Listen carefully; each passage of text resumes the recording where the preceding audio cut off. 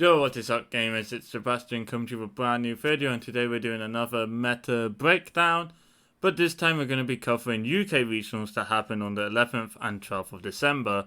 And maybe thinking, oh, this date seems familiar. Yeah, I did discover events that happened this weekend on another meta breakdown that you can find on my channel. That was the YCS, but now these are just regionals.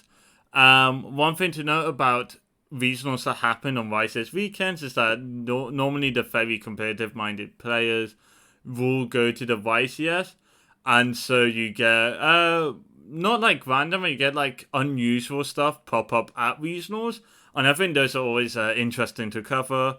Also, like throughout this video, I'll probably be making comparisons from these regional lists to the YCS list, just to note, because sometimes like people just hide cards until a YCS happens.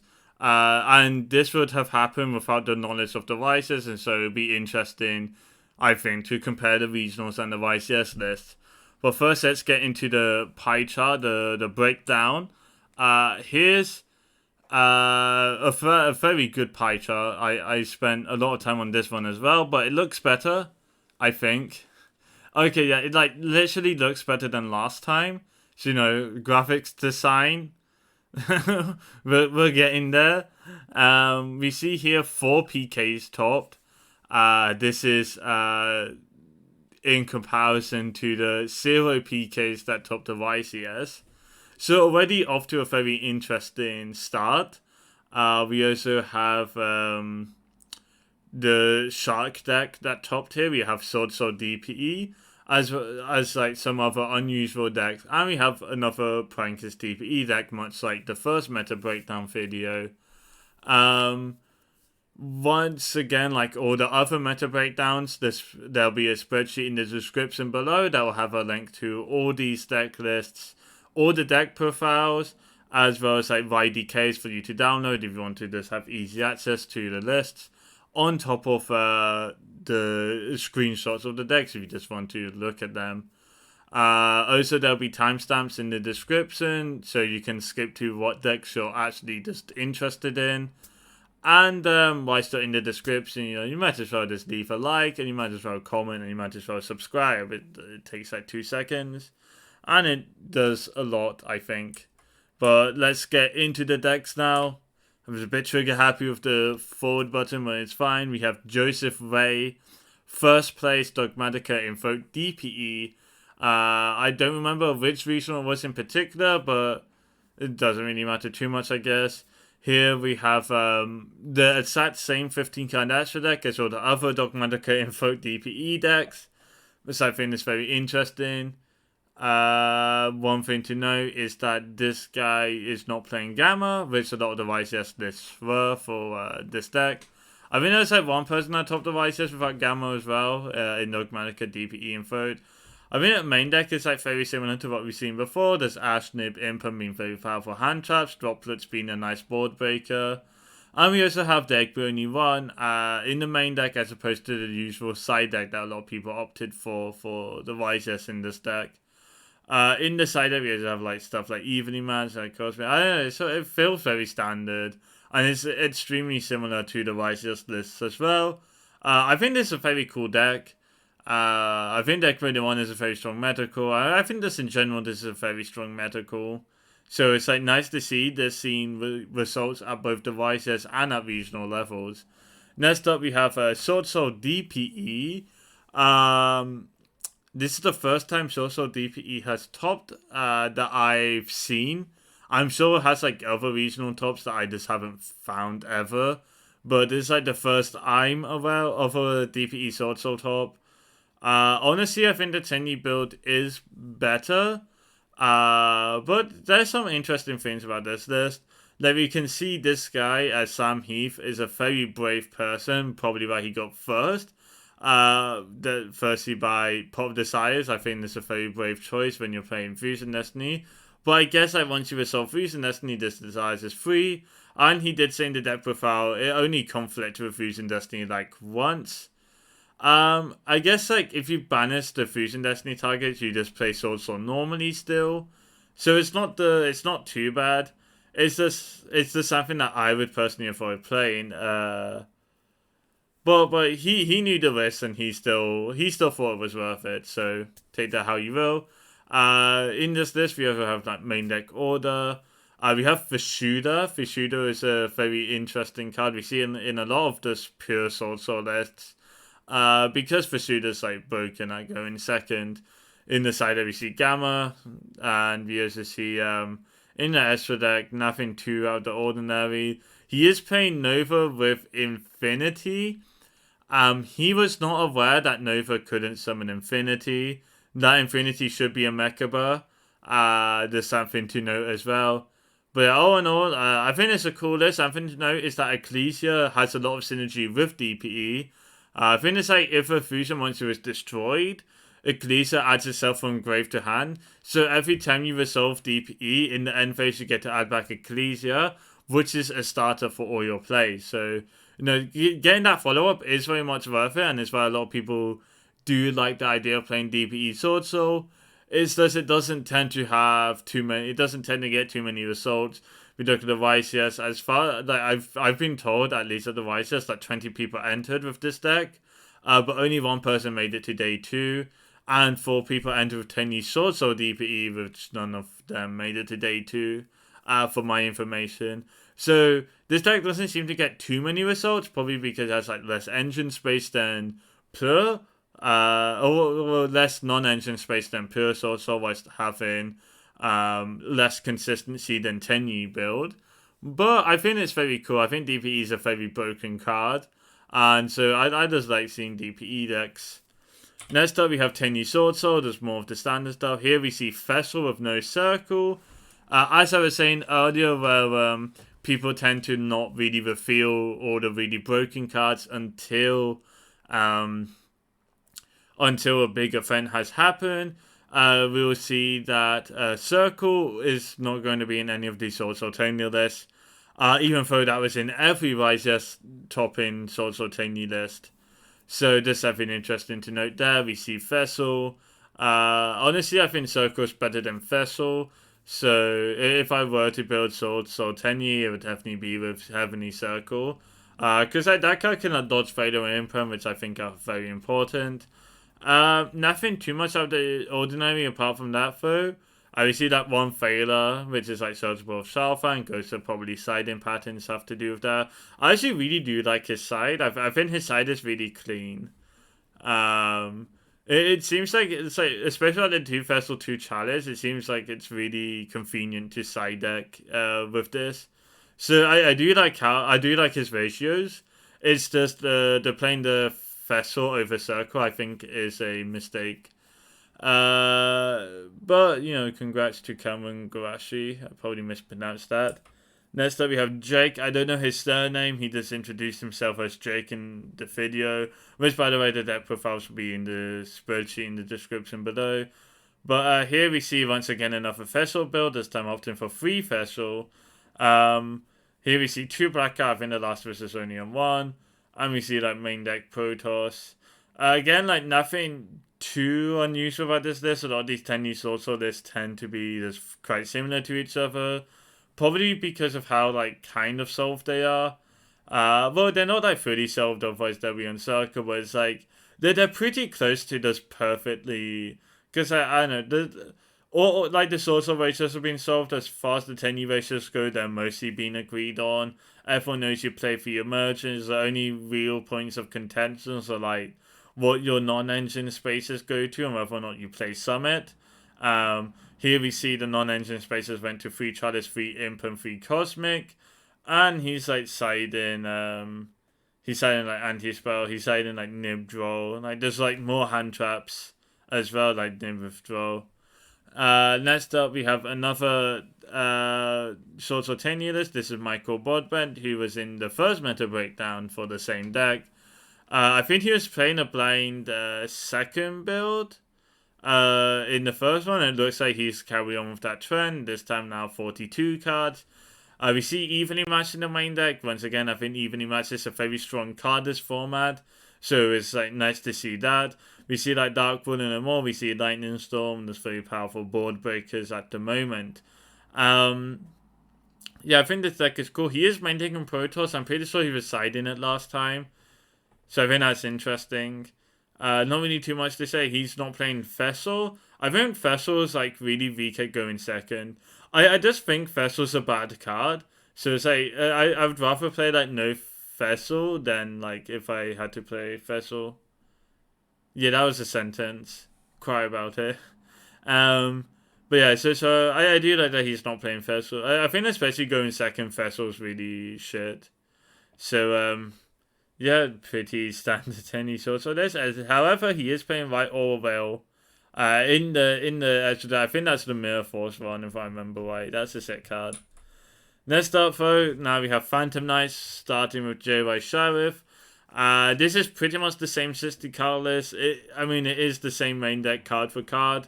However, he's siding Book of Eclipse now.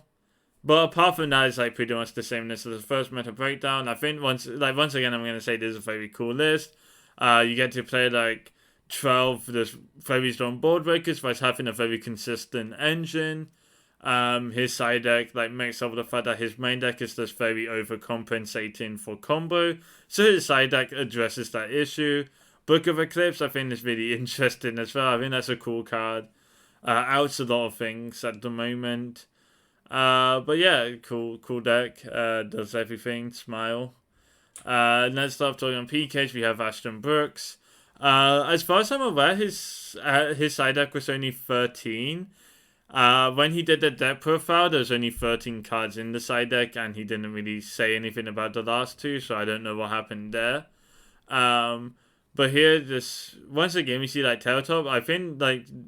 Because like we saw Joe Cyrus play Terratop like last time, but now we're seeing Ashton Brooks play Terratop in like a not 60 card list. It makes sense because it's just like it's a one card starter that doesn't use your normal summon, so I think it's like very broken. Because a lot of people don't like Torgai because it uses up your normal summon, and then if it gets hand trapped, like it's very hard to extend from there. So Terratop sort of addresses that issue. Apart from that, it's a PK list. It's cool, it's playing Scythe. I think like all the PK lists are playing Scythe. So yeah. Now we have another PK list, this time top 8. Once again playing Terratop. One thing I don't like about PKs, and you'll see here, like I think like Joe Cyrus solves this issue with the 60 card list. What I don't like about PK is like this only has like 3 draw 3 nib as like non-engine cards. This has like 8 non-engine cards, but it goes up to like 46 to do so. So like you're very limited in your like going second options in this deck. Which is like why I feel like a lot of people opted not to play PKs. Or that why a lot of people that have really switched off PKs and I didn't really see much success at the YCS. We've seen the side deck Dimensional Barrier. I think D-Barrier is very interesting. I'm not too sure why he's I'm not too sure when that comes up, to be honest. But yeah, this is a cool list for. I like that the PK list is starting to play Terratop. I think that's a nice inclusion. Now we have this is a top 4 PK list, but this is a list without tour guide. From like because he doesn't like tour guide when it gets hand trapped.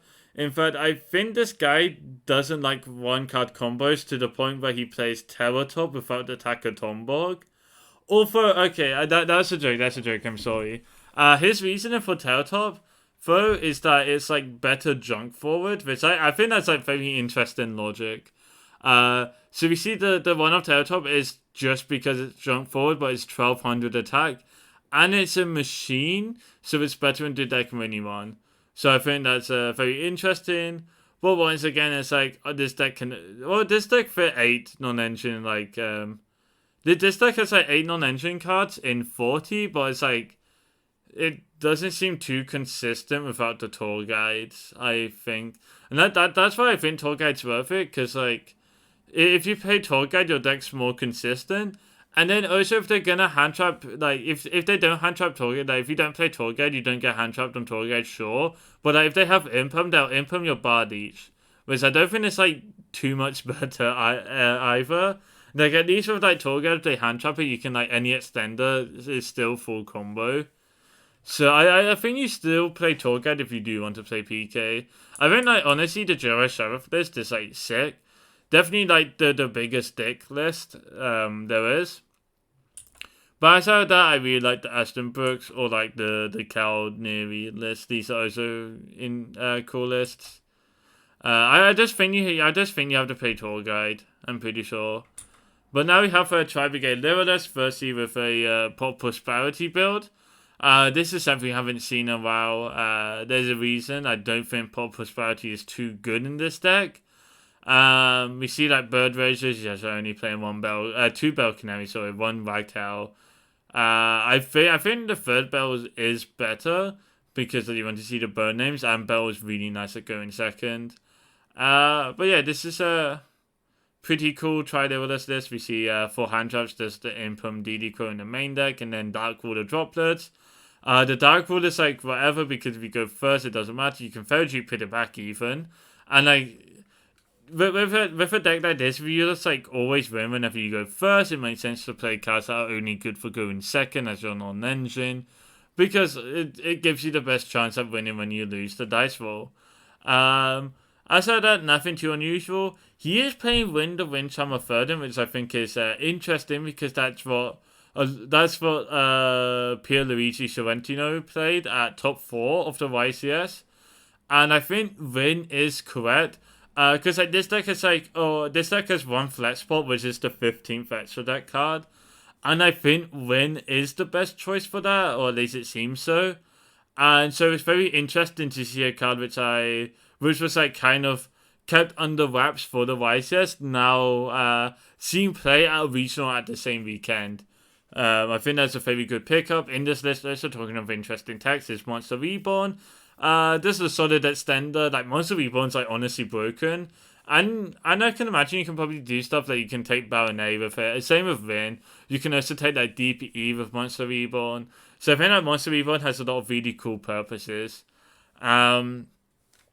In the side deck, he is siding Anti-Spell and Featherstorm. I think that's a bit excessive, especially when you main deck Oath and Order. That's like 8 cards you have specifically for going first, which I think is a bit unnecessary when you just win going first anyway. So you just need cards that insulate your plays against like certain counters, which like Oath does. So I think like the Featherstorm and the Anti-Spell might be a bit unnecessary. But I know, everyone fucking plays Featherstorm in this deck, so maybe I'm just wrong. I just don't like Featherstorm. But here we have another Tri-Lyrilusc list. This guy's playing the third Recital as the 15th Abselector.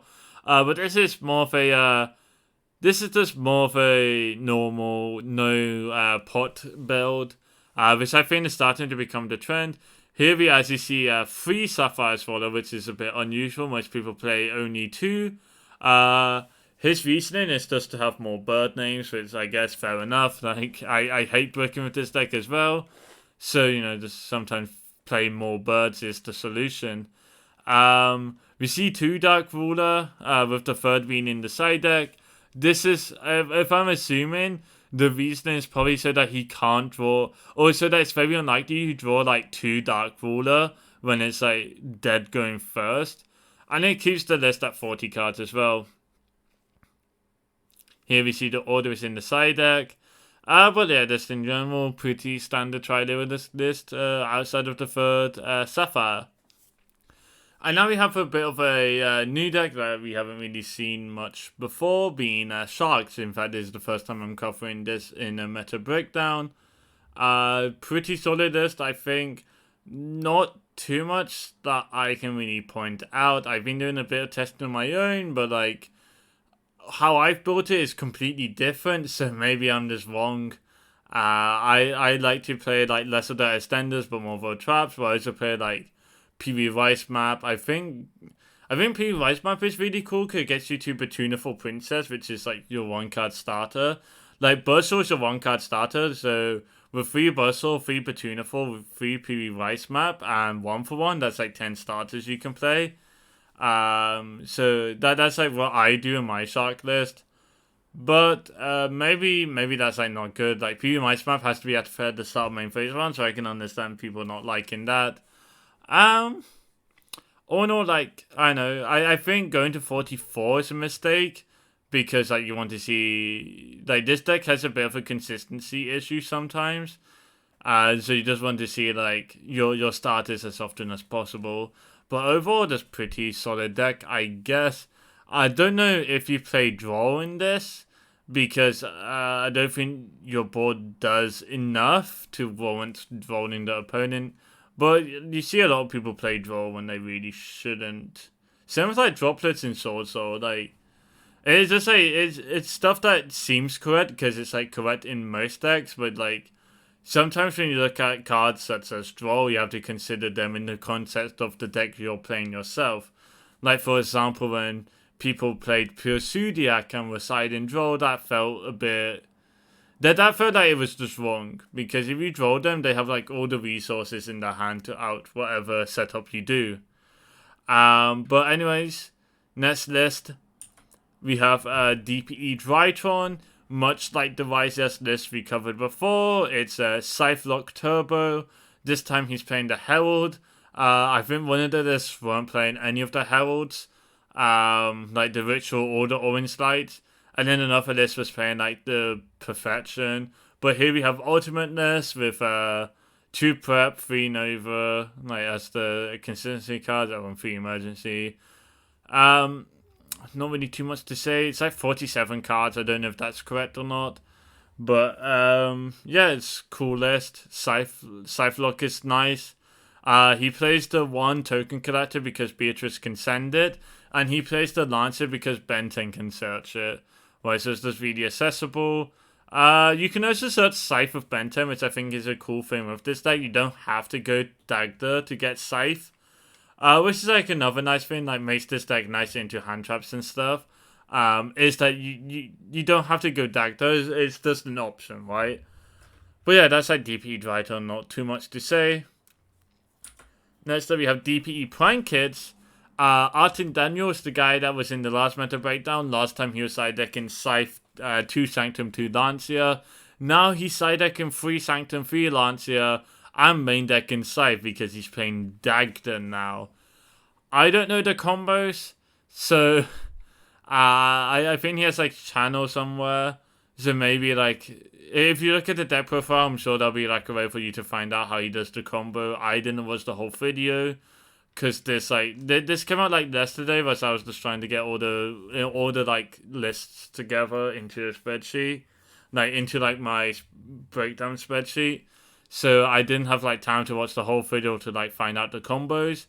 But I mean, it's like pretty much the same main deck he played last time. It's just the only difference really being that he main deck Scythe instead of the 2 pranks. And he's cut a deck only 1 in the side deck for the 3rd Sanctum, 3rd Lancia. And now we have the hand trap breakdown. As we can see, once again, Imperm remains the most popular hand trap to play. This then is followed by Draw, which is in 9 decks, whether that's in the main, whether that's deck's main in it or deck side in it. Then like third most is Nib, then Lancia, and then it really drops off from there. We do see, however, when it comes to hand traps specifically in the main deck, Imperm is all the way there, and then it goes like Nib, then Ash. If you go to side deck, no one sides Imperm. I think that's obvious why. But like everyone, well not everyone, like 9 out of 14 people, like Draw is really popular in the side deck. And then we have Lancia is the 2nd most popular sided hand trap. And then the preview. Here's this if you want to see it bigger. Sometimes I have trouble seeing things, you know, probably other people do as well. So I might as well make it nice. Here we have Board Breakers. Here we have Dark Porter, which is the most popular board breaker, which is different to the YCS where Droplet was the most popular board breaker. But Droplet is still within the top 5 if we just make this a bit bigger. Droplet is the 5th most played board breaker, which it follows right behind Red Reboot. We see like outside of Dark Porter, like the popular board breakers, so there's like anti-backward cards like Cosmic Cyclone, Lightning Storm, Reboot. We see Evenly Match is quite popular as well. We see Chalice gets a lot of play. Not like a lot of play, but like 11 across 4 deck lists. Okay, that's not a lot. But like, the popular board breakers at these regionals were like Dark Ruler, Droplet, Cosmic, Storm, Reboot. I remember for like how many PKs there were. A lot of decks playing Cosmic was the correct meta call. Because Cosmic's really nice into PK as well. Now we have the side deck breakdown. You guys can't see that right. Boom, here you go, fine third. Most popular, most sided card was the Cosmic Cyclone, and then Red Reboot was in the second most amount of decks, second most amount of side decks. And then we have like Draw and Lockbird. There's Lightning Storm, Lancia, Order sees a lot of play in side decks as well. We have like Anti-Spell, Vagrance. You guys can read this, right? If you take a look here, we see this real quick stuff like Reboot tends to be in decks that can make Zeus, like Drytron, Lyrilusc, Phantom Knights, or like Swordsoul. This doesn't care if they reboot because they out the whole board. But you wouldn't see like stuff like Sharks play reboot because it's a bit hard for them to get to Zeus if the opponent has like any non-engine outside of the traps. So there's something to bear in mind. You know, once again, as I was saying, the sort of decks that play certain side deck cards are like worth considering the context of the decks themselves and not just the context of the format. And that's why I always include the decks that do side these cards, just so you can see like what sort of decks would side these. But anyways, if you go into like tech choices now, we have Destroy Venus Enforcer. We're seen in 8 out of 14 deck lists from regionals last weekend. We have Zeus, which was seen in 8 out of 14 as well. Quite different decks playing Zeus than playing DPE, but there is some overlay there. There's no reason for there not to be overlay, I guess, but Zeus is good, DPE is good to know. Followed by Imperial Order, which was seen in 11 out of 14 decks. Konami, please. Yeah, Order's very good. We see it mostly in the side deck for when people can guarantee they're going first with Order, because Order's much stronger if you go first than if you go second. But some people are also just maining it because why not? It's like, Order's not bad going second is one thing to consider, right? Order's still good going second. So, you know, it's not that you're going to get ultra punished if you main deck Order and you open it going second. So it's like, it's still reasonable to that main deck here. But it's like, yeah, Order's in a lot of decks. Now we have R-type specific stuff like Protoss was played in Order 10E builds, but not in the DPE build. The reason is obvious. If you Protoss, you can't summon DPE, so there's like a big conflict there. And I think you'd rather just summon DPE than Protoss. It does make you more susceptible to board breakers, but you know, cry about it, I guess. If